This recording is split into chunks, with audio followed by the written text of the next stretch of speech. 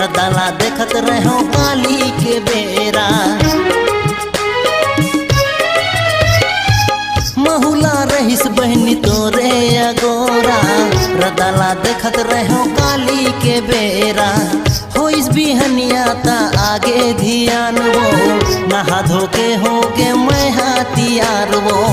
तोरिए राखी के कदर है महुला, मोर बर संसो करे तोरो है महुला।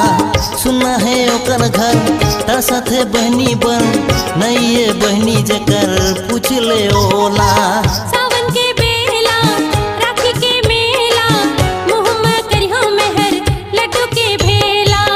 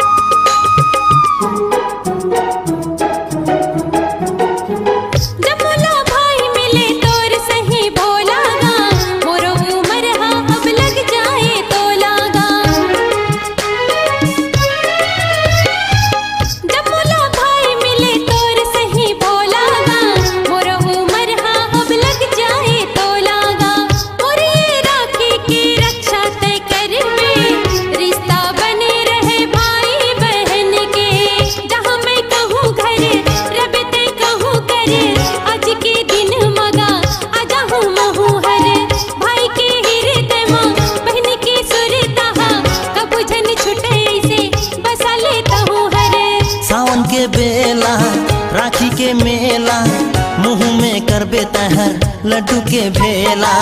सावन के